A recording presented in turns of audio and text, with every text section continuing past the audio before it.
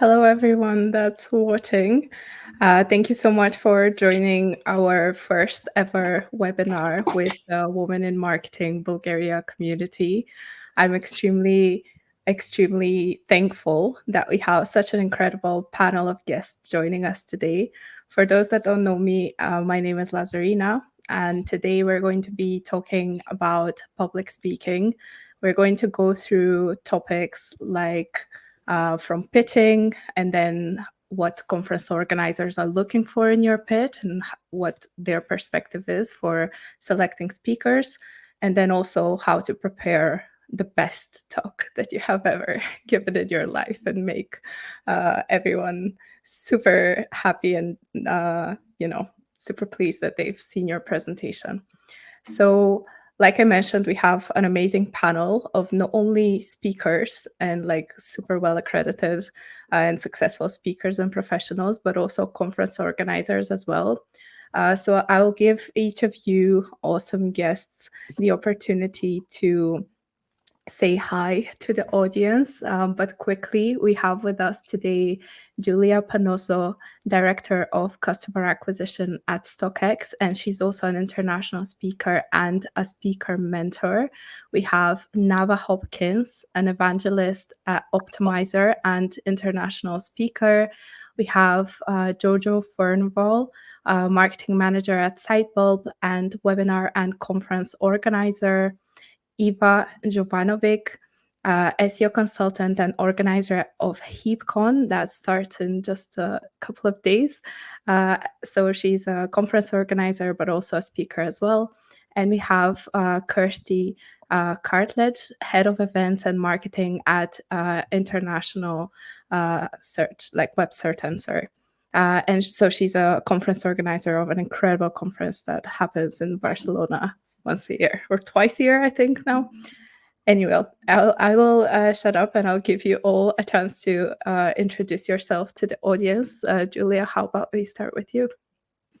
Yeah, I'm super excited to be here. So thank you for the invite. My name is Giulia. I'm an in-house marketing. I'm an in-house director of customer acquisition for a global marketplace, but I also do some freelance consultancy and I'm a speaker. And yeah, I'm just really excited to be here.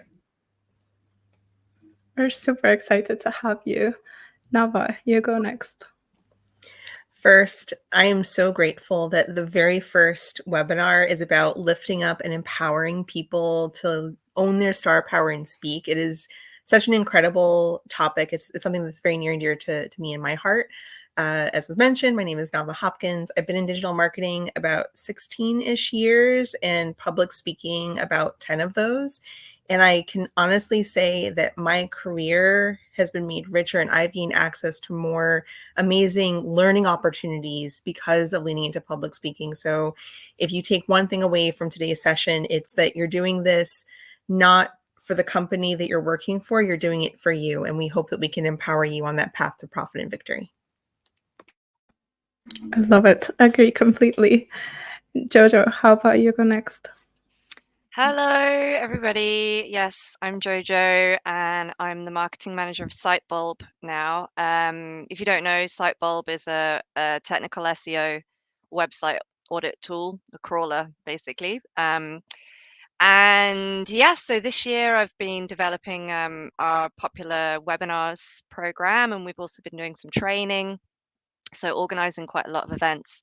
And strangely enough, millions of years ago, earlier on in my career, I was an event organizer as well. So I'm happy to be here and to try and offer, our perspective as event and conference organizers, and yeah, and build people up and try and kick that imposter syndrome to the curb.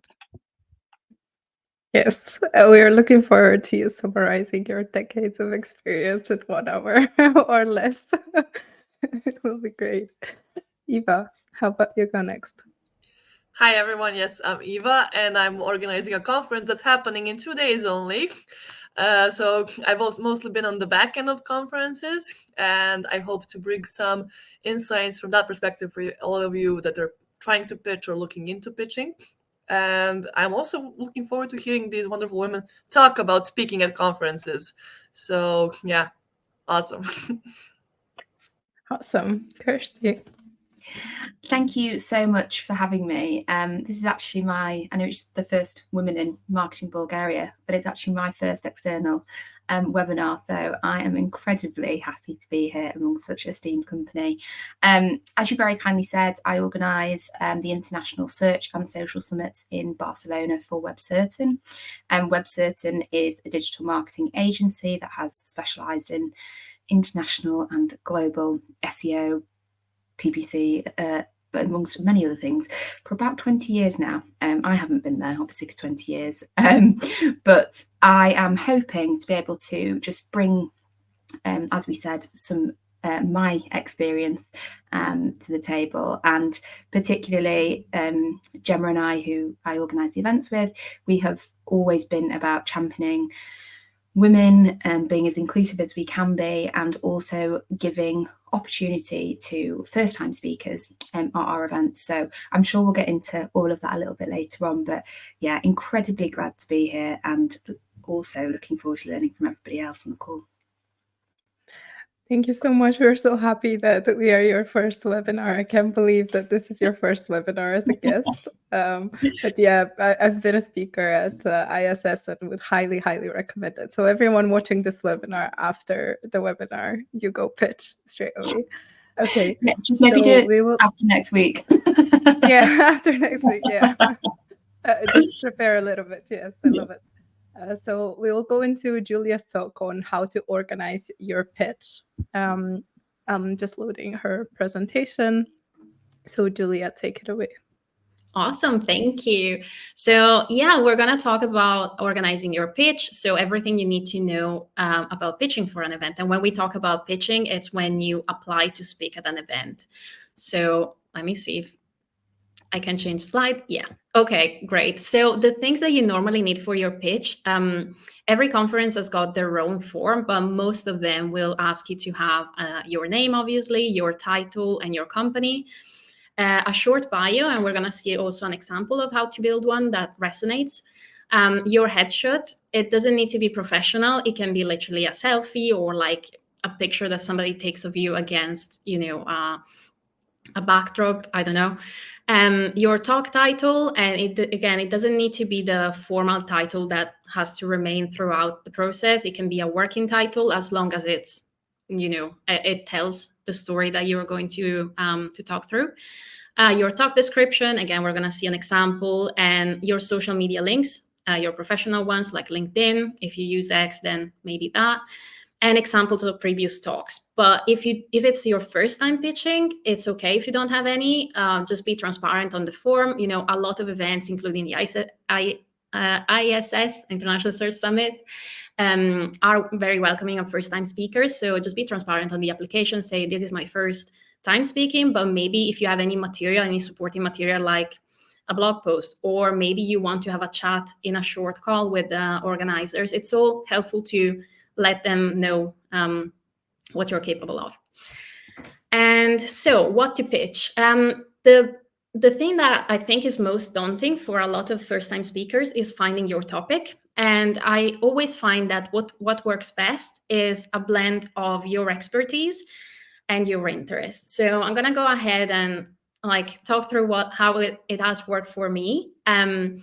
Because I started speaking now a couple of years ago, but it was because I was absolutely terrified of any kind of speaking. I was getting on company calls, having really bad anxiety. I would literally blank out and almost pass out. So I was like, okay, you know what? I need to start speaking, or I need to start challenging myself more as a DIY exposure therapy. And my manager was really supporting of that. And he suggested that I build a presentation on something that I was interested in. I used to be agency side at that time, and I used to look after SEO and CRO testing as well.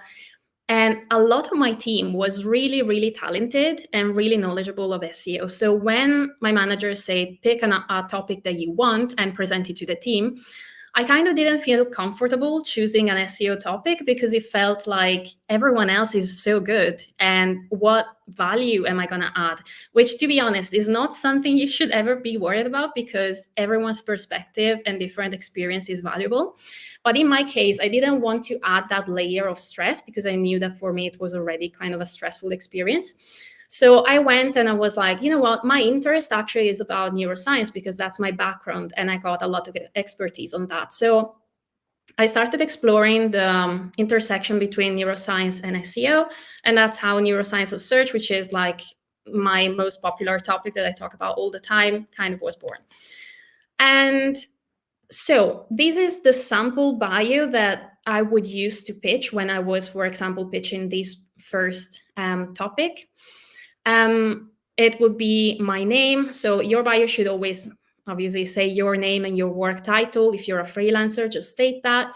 If you have more than one position, then great. Also, your background should follow. And I find that that changes based on what topic I pitch. For example, I tend to talk about analytics sometimes, and I don't need to present all of my qualifications in neuroscience because it's not relevant to the topic. So maybe in that case, I just put my background as, you know, I've done a lot of test and learns in my role at this agency. And then I specify my current line of work and any other speaking experience if it's relevant. I find that this third paragraph is not, it's more of a bonus to sort of add anything that you think might be relevant. But definitely the first two are the most important. And the background that you provide on the second paragraph, or wherever you want to put it, should support why you're the authority in that topic, why it's relevant that you are the person to talk about that topic. And then going down the sample pitch. So as I mentioned, you will need in your application or your talk title. So if you look at my topic, the one that I just talked about, my title was Neuroscience of Search, How the Brain Shapes Customer Behavior. I feel like the how-to titles are the ones that work best. Or like if you have a talk and a topic and you want to make it more, you want it to resonate a bit more, I think you should specify already from the title what the audience is going to take away from it, because it's really important, not only for the audience, but for the event organizers. They're essentially betting on you, and they need to already see the value from the title. And then in the description of the talk, just state why it's relevant, what you're going to talk about, and what it's going to cover. So for example, if it's an SEO talk, why is it relevant, your topic, in that moment in time? Is there any sort of evidence that you can base it on, any sort of background? Also, I find that sometimes if you have been already working on the presentation, providing a loose structure of the talk really makes it much easier for organizers to picture what you're going to talk about and how you might be wanting to cover your content. And this will be familiar to somebody on the call. It's a surprise probably for Kirstie. But I did pitch Neuroscience of Search to International Search Summit. And to be honest, like the first time it wasn't even picked at Brighton SEO because it didn't put a description. So that's to say, you know, whenever you are pitching something, you need to be super detailed, because otherwise organizers don't know what you're going to talk about and they cannot really infer for you. And to be honest, Kirstie here was really good to me because she's also put her foot forward and like she asked me, is there anything that I'm missing? Because this specific talk doesn't really have the focus of international as far as I can see from the description, but maybe there's something that I'm missing. And so I tweaked my my pitch for the next round, and I took a subsection of that talk and developed more around international, because every event has its own focus, and you need to make sure that you tweak based on what the interest of the audience is, because otherwise, even if it's implicit to you that, you know, it covers the area of interest for the audience and the event organizers, it might not be explicit from your talk description. And I think this is important to state. Event organizers are busy. Maybe we just see from the part of speakers and prospective speakers what we work on and our perspective, but from their perspective, they see loads of pitches and they need to make choices based on, you know, the audience that they have, the topics that they want to cover. So the most information you can provide to make their choice easier, it's also going to help you being chosen. And then I put together a where to pitch sort of slide. So you can find this list of conferences that Signal has completed. I know this is a 2024. I think they might be updating it to 2025, but in general, you can just look at the list and see which ones of these conferences repeat on a yearly basis, because there's going to be loads of those. Just look for Call for Speakers SEO or Call for Speakers Marketing on Google, and you will find new conferences that might not be listed. Also, engage with local meetups if you're lucky enough to have a local meetup that takes speakers up, because that's a great trampoline for prospective speakers. And there's my personal favorites, Brighton SEO, International Search Summit, WTS Fest, Heapcon, we got Eva as well here, Search and Stuff, SMX, London SEO. So yeah, I think, I want to close on this because I think this is really, really important, and I learned this the hard way. But don't self-sabotage yourself. Even if it's your first time talking, don't wait until you feel ready to pitch, because you will never feel ready. So if you have a topic in mind, just go through that exercise of pitching, because it's really helpful also to get feedback on maybe like what next time you can do better if you're not chosen this time. But also, if you're not chosen, bear in mind that sometimes, it's not, most times actually, it's never personal. And most times, if you're not getting chosen, it's not because even your description wasn't right or anything. It might be that it's just not the focus of that particular event. In that sense, there might have been, hundreds of applications. What I recommend is to keep a log of where you pitch and how you pitch, because if it's not something that's chosen for an event, it might be repurposed for something else, obviously tweaking to make it relevant to the specific conference. And I think that was all about it. But please pitch, because you're going to get a whole load of new connections, but also new skills. Thank you. Yay! I love this. Amazing. So I just want to highlight just one very, very quick tip for people as well. Some conference organizers take even like a very, very long time and plan their years in advance of events. And so if you don't hear back immediately, don't get discouraged. But Giulia, 100% agree and love everything that you shared. Hopefully these are super insightful for our audience as much as they are for me. So next, we are going to hear from Jojo and Eva on what conference organizers are looking for. Yeah. Okay, so now a different kind of perspective. So as we've mentioned before, I organize a conference called Heapcon, which Giulia is apparently a big fan of. And it's a tech conference, but we are not specific to tech things.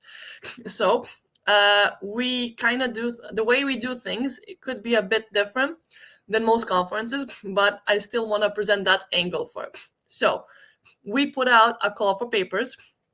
Then after we gather the call for paper submissions, we have a committee of industry leading experts that are doing the talk selection, and then we make a decision.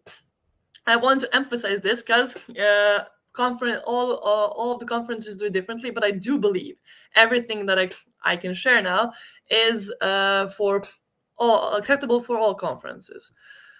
So the first thing that anybody sees when you're pitching, and I'm talking this from my side because I am handling all the submissions for Heapcon, we see your name and talk. That is the talk title. That is the first things we see. And a lot of things that Giulia mentioned are very applicable, and I'll try not to repeat myself on those parts. But it's important to know that we're not doing immediate, like we're not going through the topics immediately or everything. We're just gathering. We only see your name and your talk title, and then we see the description. And so when we see that, what exactly are we looking for in your pitch? So here's something I'm gonna explain a bit in depth. So whenever we're looking at a pitch, whether it's the committee or somebody from the team or however it's handled, we look for something that is unique, some unique insights. It's best to cover relevant topics in your industry. When it comes to marketing, there are a lot of relevant topics and things happening. It's also applied to the tech industry, and you can also do cross-topic talks, because you can combine different things, and you use those topics to make sure that your angle is covered to be something that people would want to hear. Put yourself in the shoes of the audience. If you're attending a conference or a meetup, you would want to hear something different, something unique, something that you will not hear every day. So that is the main thing that you need to focus on in your talk. You need to make sure it has your own angle, it has your own uniqueness, and it has your perspective on it. And it covers the relevant topic. You also should research the conference. In the marketing space and in the tech space, there are a lot of topics being covered that are kind of overlapping or can be similar. Conference organizers will go for more unique topics that have not been covered at that conference before. So it's best to do your research.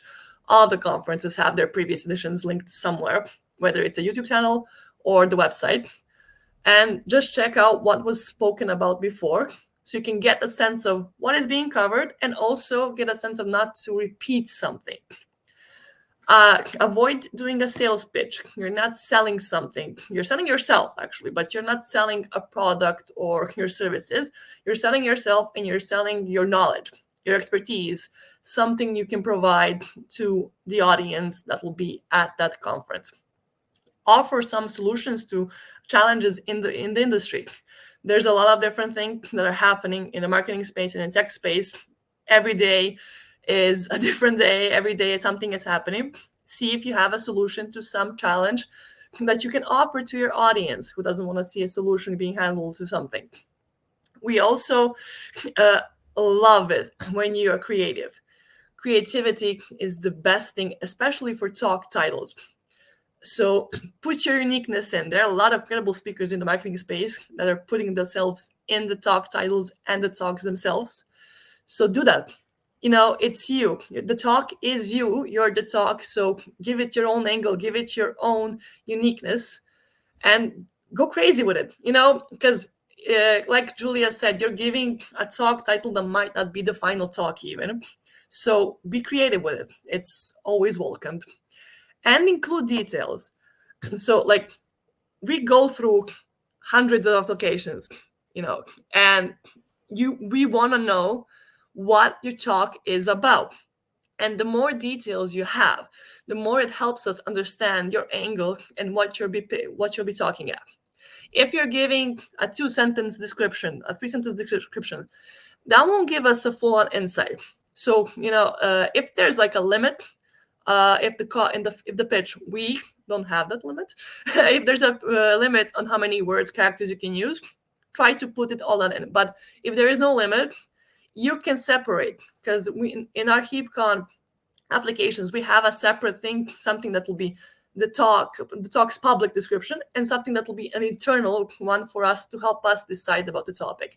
And that is where you can if those fields are offered, that's great. If they're not, you can always separate those two into different parts, saying this is the main talk description, and this is something that you're providing to the organizers. We really appreciate you giving us an insight on what you're going to talk about. What exactly is your angle? And emphasize, and also people love interactive topics. And if you have something that you plan to be interactive in any way that you want, just emphasize that, because those topics are the best ones, in terms of audience. So if we know you're going to have some interactive thing, we might be more inclined to choose your top, because they're always welcomed. So make it, you need to make it very unique, very relevant, and tailored to you. I love to put memes in my talks, so you've ended up with a meme here. It's a summary of what I've just said, but it's very important that you tailor the talk to the audience you're speaking at. And if you're, the more information that you give us, the more it makes it easier for us to understand your topic. And if you're gonna reuse your talk, that is completely okay. It's welcome. No conference will decline you based that you're using the same talk. However, you need to tailor it to the conference. The submissions I've gotten for Heapcon are topics that have been handled, talks that have been given on previous either meetups and conferences, whatever. But you're coming to a new country, to a new conference, giving a new thing. And you need to adapt to that. You need to adapt to your audience. You need to get to know what the conference audience is. You can research that. You can even ask the organizers before pitching. We're always, available for that. But you need to research the audience, and you need to make sure that your talk is fit for that audience. So it all comes down to it, who you're talking to and how you structure that. And that's it from me. I'll give the mic to Jojo. Okay, so thanks, guys. I'm going to talk a little bit about what event and webinar organizers look for in a great speaker. So I find it pretty ironic, actually, that Lazarina asked me to be part of this webinar on improving public speaking, because personally, I think I'm dreadful at it. It's like my brain stops working when my mouth opens. But that said, I did used to work for a company that trains corporate professionals in public speaking and effective communication. And we've already covered in my current role, obviously, the webinars that I organize. So I guess that qualifies me to talk about this. And it also brings me to my first point, Eva. My glamorous assistant is doing my slides for me. Thank you. Being a good speaker has absolutely nothing to do with how good you are at your job. You can be just as valuable, probably more so, than an experienced industry professional if you're not a super experienced industry professional. I've come across speakers in their 20s that were better presenters than experienced professionals in their 40s and 50s. It's an entirely different skill to master, is the key thing to learn, and it requires the same sort of time and dedication as any skill does to master. So what makes a good speaker from my perspective? Eva. Thank you, darling. Number one, charisma. Like, lots of people probably say that this is either something you have or you don't, but I don't believe that. There's lots of ways that you can make that connection with the audience, and that's so important. Storytelling, for example. So Patrick Stocks he recently tweeted about seeing this Sam. He saw him speak at Ahrefs Evolve. What a great storyteller he was. So try telling a story as an opener, or to help explain complicated data. It's a tried and tested way to connect with any audience. You just need to figure out the story that's going to work best. Another way to connect with the audience is if you have an infectious passion for your subject. So Marie Haynes, if you've ever heard her speak, she's a great example of this. We had her speaking on one of our webinars this year. And even though the subject matter was pretty complicated, her passion for it meant that I was gripped, and the rest of the audience was too. Humor is another way to show charisma and make that connection. If you've ever heard Helen Pollett speak, you'll know how well she uses humor to her advantage. She's brilliant on stage. Saw her at WTS Fest in London. So you don't have to be a comedian, but it's something to think about if you have a humorous side. But also just don't underestimate the impact that a simple smile can have. Try to get that across. Number two for me is self-awareness. Whether you're on a stage or presenting via live stream, you need to be aware of how you're coming across and how you're being received. So we had a webinar speaker earlier this year who just lacked self-awareness. They didn't recognize that there were other panelists there. They wanted to answer every single question without letting the others speak. They totally didn't realize when they'd been speaking for a really, really long time and were just completely losing the interest of the audience. So try and read the room if you can. Number 3 for me is fluency of message.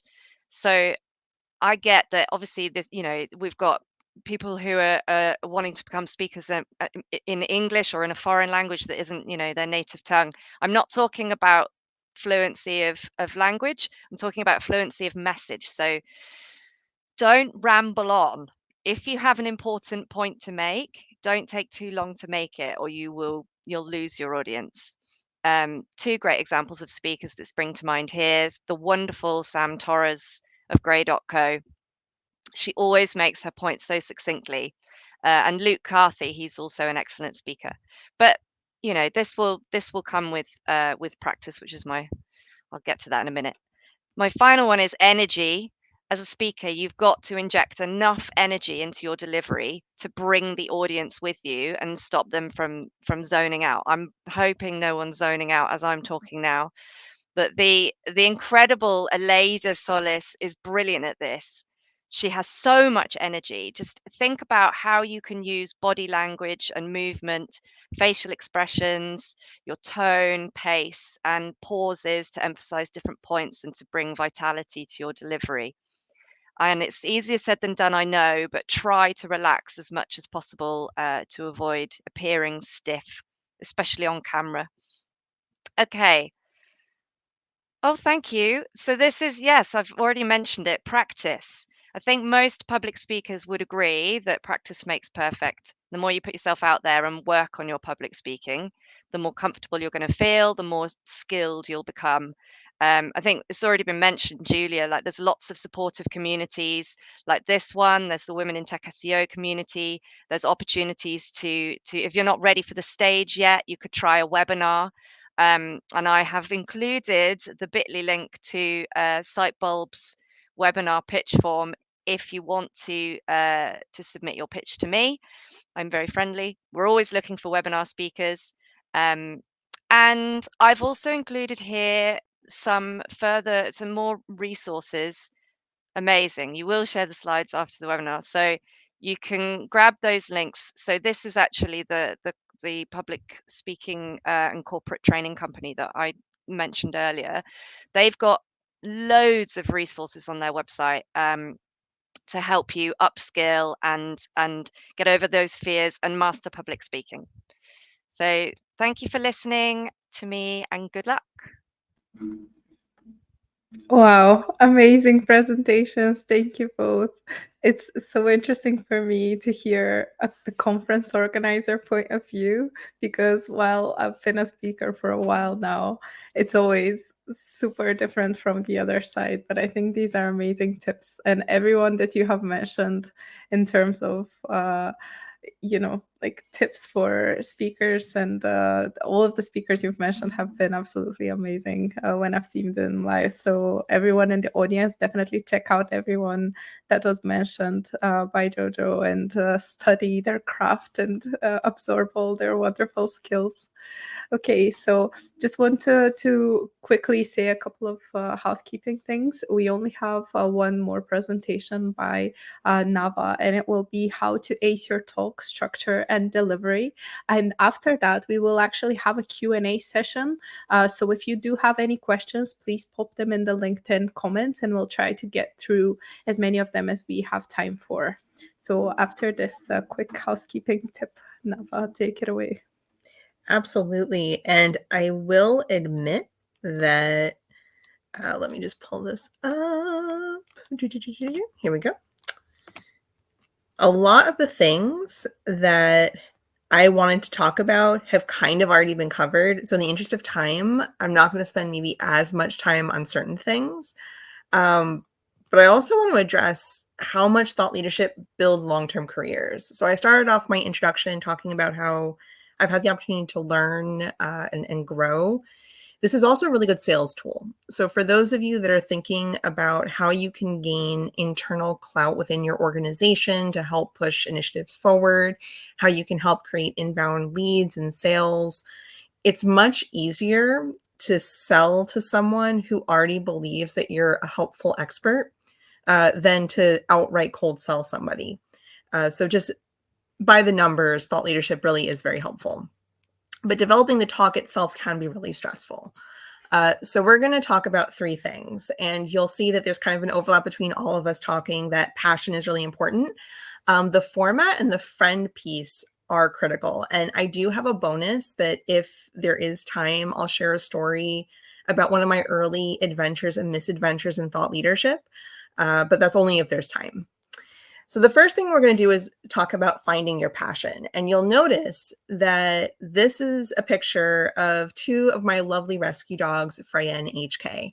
And that's because talking about marketing or talking about whatever topic you're going to talk about in what you're pitching and what you're presenting is much easier to digest if you present it from a really interesting bit of content.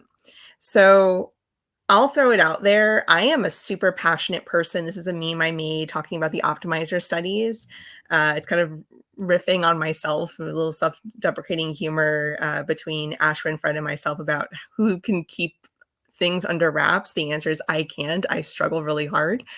But a brand, the branded perspective that you're going to share with the world is that you're sharing more than just the data and the facts. So this is an example of one of the talks I was very grateful and fortunate to give at MozCon, where I actually presented paid social and paid search from the perspective of Baldur's Gate and kind of compared video game characters to those disciplines. And my personal brand, and I've spent, as I mentioned, the past decade cultivating it, and you can actually see International Search Summit there as well as Brighton SEO, and then there's AdWorld Experience. I recommend all 3 conferences very, very much. I'm adorkable. I'm energetic, I'm nerdy, and I'm authentic. I come from, and I've invested the time and effort to build that brand. And that is not going to be everyone's brand. It is very easy for me to share references to whatever topic I'm going to be discussing from a video game standpoint or a Star Wars standpoint or a music standpoint, because I've established that those are genuine interests for me. So you don't need to have an adorkable brand. You need to have the brand that will suit you the best.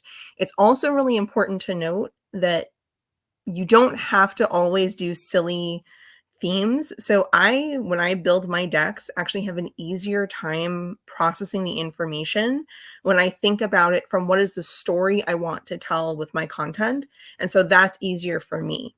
If you are an amazing perspective and you can tell stories just by weaving together the marketing concepts or the biz dev concepts or whatever you want to talk about, that's amazing, and you should do that. I just share that it is okay to own what makes you you, and you don't need to include these in your pitch, but it is very helpful to kind of have in the back of your mind what sort of theme or what sort of layout you want your talk to take. So as I mentioned, it is much easier to tell stories and to communicate when you're passionate, and it's much easier to relate to somebody when you're and to digest the information when it's fun. So please invest a little bit of time before you even think about what you want to pitch as what you want your brand to be, because there are certain topics that will start to get associated with you. So for example, some of the topics that I'm very much associated with are things like budgets and PMAX and audiences. I tend to be associated also with data because throughout my career, I've had the luxury of working at software companies where we have a lot of data. Those don't need to be what your brand is about. So definitely make sure that you take the time not just to think about which conferences you want to pitch or what you want your pitch to be, but what is that brand that you're looking to cultivate, and what are the talks and presentations that will help you cement that brand. So now we're going to get into the mess of finding the structure and the beautiful flow that our talks are going to take. And a fun spoiler, the first draft of your deck will likely be scrapped. I have yet to give a single presentation where the first draft of my deck is the one that made it on stage. In fact, there was one point where I actually had a little bit of a mental breakdown because I couldn't get the flow of my deck to work. And then all of a sudden I realized I had to make my deck about pasta. This was the Ad World Experience one. And then suddenly everything worked. Everything was great. So just give yourself grace to make a version of your deck or a version of your talk that you're going to throw out. So you need to decide if you're going to be a speed presenter or a depth presenter. So I would argue that I lean more into speed, and Giulia's presentation is much more depth. And here's what that means.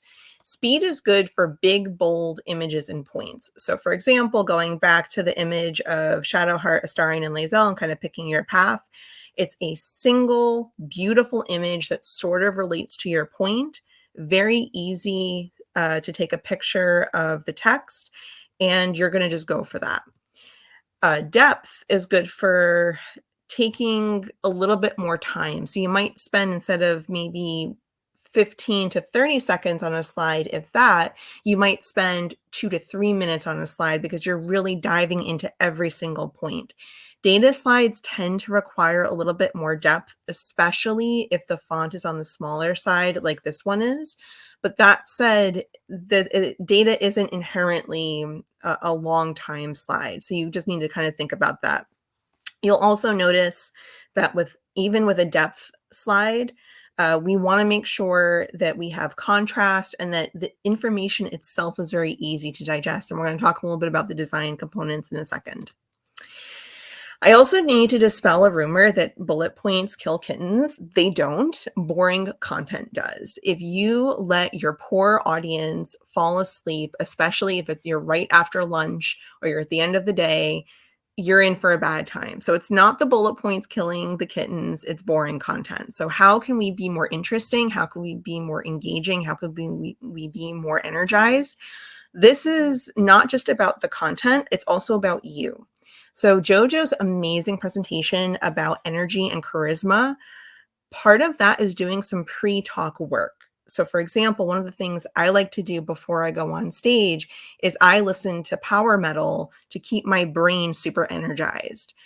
Some people will say, don't drink coffee. Some people will say, drink all the coffee. You need to kind of find the balance for you of how you can maintain that amazing flow. Now, in terms of content, we are going to go through some core guidelines and rules of engagement. Every conference is different and every deck template is different. So there is a certain disclaimer here that if you have certain brand guidelines, absolutely follow those. But also bear in mind that conferences have templates and you need to respect those too. So for font, 25, which I put in 25 is the minimum, but most of my content in this deck is actually a size 30. This is because we want to respect the accessibility piece. That small font is really hard to read. And if someone's distracted reading your really tiny font, they are not paying attention to you and the brilliant things that you're saying that may not be on the slide. Sans serif, in my humble dyslexic opinion, is better than serif fonts. That said, if your brand's guidelines are serif, it's okay to use them in moderation. Just bear in mind, you need to be very, very careful about your spacing of your words.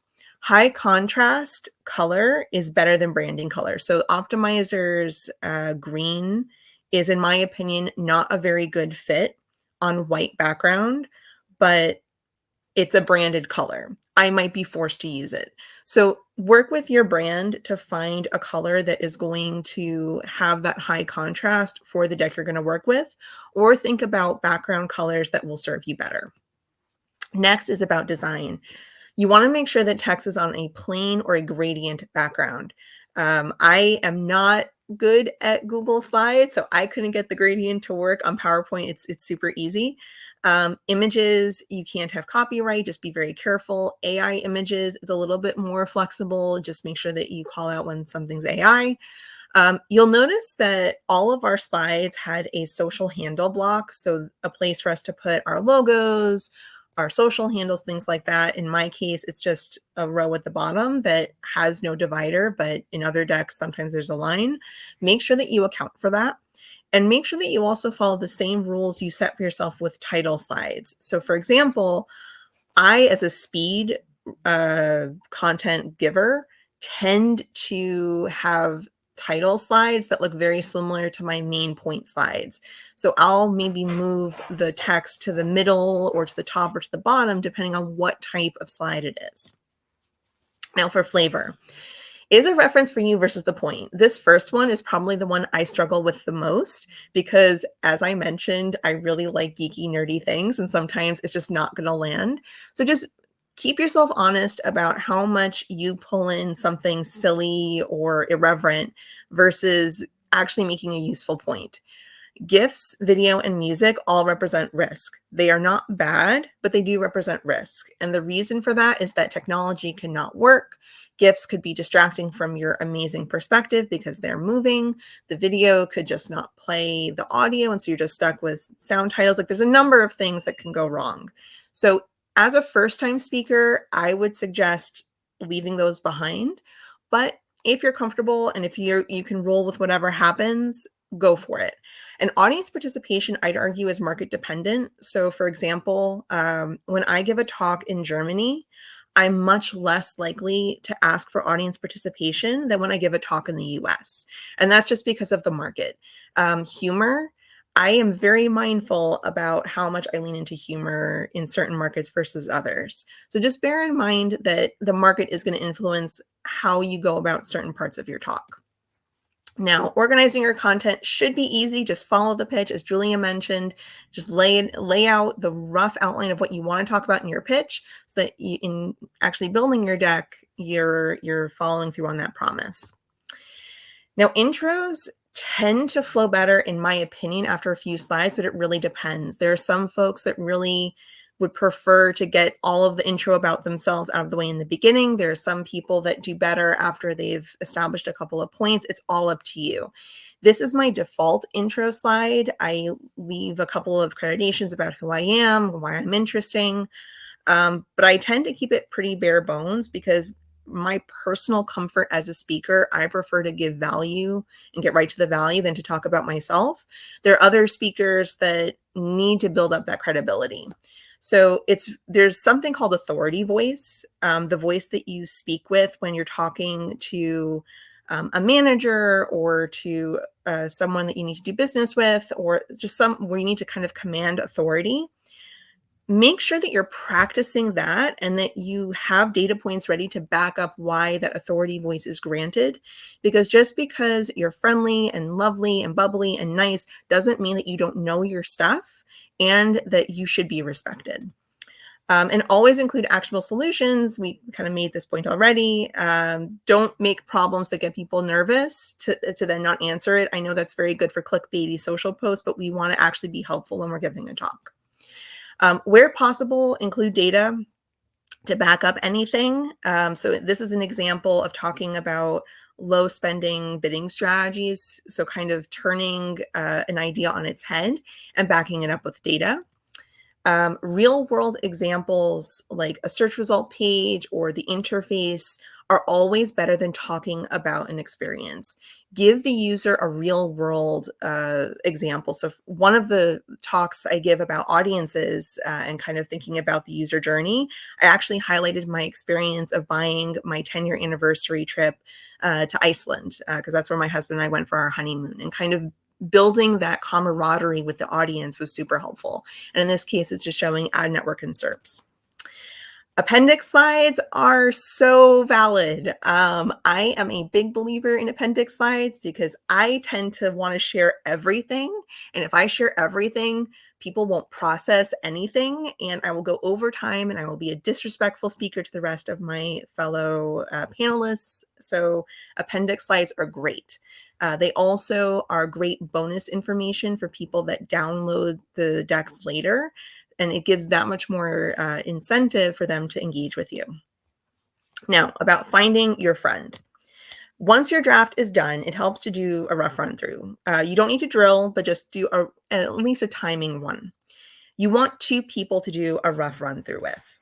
The first needs to be someone who knows the topic and knows you, that they can speak to how well you're covering the topic, that they can speak to how well you're conveying the message, whether you feel comfortable. But the other should be someone that maybe doesn't know the topic. So here's a picture of my husband and my Oma. She unfortunately passed away earlier this year, but like I would actually call her up and give example presentations to my Oma, who was 102 when she passed, and just get her rough opinion of how well was I understood. This was doubly useful because she had hearing issues, so I could be really mindful of if I was going too fast or not speaking with enough enunciation that her hearing aid could pick it up. So don't be afraid to pull in maybe a younger family member or someone who doesn't know marketing at all, just to kind of sanity check you if you're making sense. So as I said, you don't need to script yourself. I actually do better when I'm not scripted. I have a friend who has to script herself. There is no right or wrong answer here, but you do need to make sure that your timing and your clarity is on point. Now, real quick, do I have time to share a story or am I over time? You are a little bit over time, but if you would like to share the story, go ahead. But I just want for us all to be mindful that we also have Kirstie on the call, so I would love to have a couple of minutes to give her the platform to actually present her thoughts as well, because I know she has some awesome insights from a conference. Okay, yeah. So we'll pass on the story. But feel free either way. Maybe we can have a separate discussion for the story, or we can include it in the blog post that we will post on our website afterwards. That would be a great way for people to actually check out the content that we will publish there as well. So everyone watching, I will ensure Navah shares the story in another format in the blog post so that we don't miss out on this. So, Kirstie, would you like to share your thoughts on what everyone has shared and your additional tips and feedback for everyone listening? Yeah, absolutely. I mean, some amazing presentations and insights, and it's difficult, I think, to sum it up. But I think for me, the really key thing is that I've always maintained that it doesn't matter how long you've been saying what you want to say, it's how you say it. And this is why we've always, again, been really passionate about giving first-time speakers the opportunity to do just that. And I think from a perspective, like a conference perspective organizer, you know, we want the best content. So you have to understand that I think a lot of people think we're potentially working against you, and it's almost like this quite difficult thing, you know, to break into and to get onto the stage, and you know, you can feel like it's quite daunting. But from my perspective in particular, we want to work with you, as Giulia very kindly demonstrated, to get the best content onto our stages. So that is why we will work with you and guide you. And if you are new to it, or, you know, even if you're not and you just want a bit of support, you know, we offer additional support for people. We offer training. So my point is to lean on organisers as well. We have as much as a responsibility to provide that support to you as people speaking to pitch events, you know, as the other way around. And for me, what I will say is that it is also about us throwing ourselves outside of our comfort zone. So last year I decided that I had to basically put the shoe on the other foot, and I pitched, and I wanted to see the process, and boy, was it tough to throw myself out on that stage. But I did, because I wanted to see it from the other side and the other perspective. So my point is that we are always striving to be better, to get better, you know, and we want your feedback as much as you probably want ours. So I think what I'm trying to say is it is very much a two-way street, and my inbox is certainly always open if people have questions, or they want, you know, they want a bit of guidance, or, you know, they want just a pair of eyes to look over a pitch. But wholeheartedly agree with pretty much everything that's been said so far. And I think golden tip for me is figure out who you are and what you want to say, and then find the events that fit. rather than just thinking if I just throw the net out there and pitch for 25 conferences, I might get one. You're much better advised, I would say, to put the time and energy into crafting and creating a decent pitch that aligns with where you want to be, because you've got a much better chance of being selected. I love these tips. Thank you so much. We do have a question from Larissa. Navah just shared what's her ritual before going on the stage. What are the rituals for calming yourself or getting into the zone for the rest of you?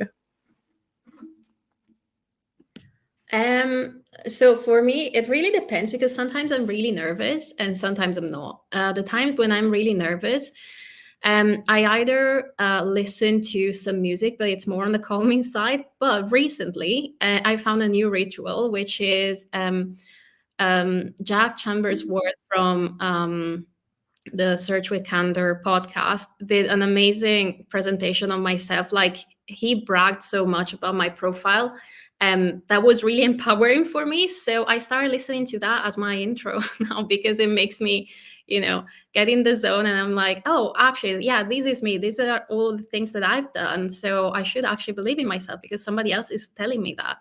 And I feel sometimes we're, our biggest enemies, we're like, oh, well, I'm not that good. I'm not that ready to go on stage. And yeah, it's just you being an enemy to yourself. So listen to somebody else, maybe, singing your praises.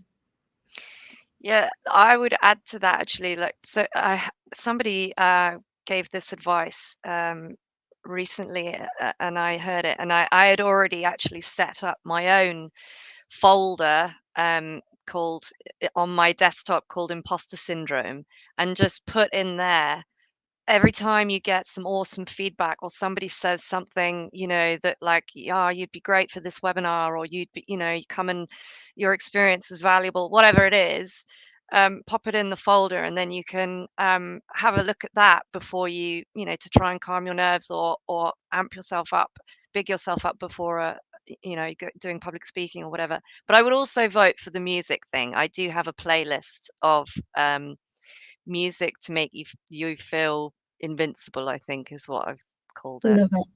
I mean, I don't know if this counts as a ritual, but this is always a tip that I give to people that tell me they're particularly nervous. And I can't take any credit for it because it was Judith Lewis that taught me. But she basically said, you're the only person that knows what you're going to say. So you're the only one that really knows if you're going to mess it up. But something that really helped me when I was speaking for the first time was practicing the first minute to 2 minutes of the presentation. So if you can do that, and even if that's a ritual, which is just literally running over that minute to 2 minutes, if you nail that, everything else just flows, because you know the rest of it, but it's the adrenaline of getting on stage and opening your mouth. So if actually you can do that, then I know that it helped me, and I know that it's helped a lot of people since. I just want to also highlight the SEO Mindset podcast to everyone that's listening. Tasmin will actually come speak to us in the upcoming months on imposter syndrome, and she also offered to contribute to the blog post that we'll be writing on public speaking, on how to actually overcome the nerves on going on stage. So definitely giving them a shout out, and stay tuned for all of that.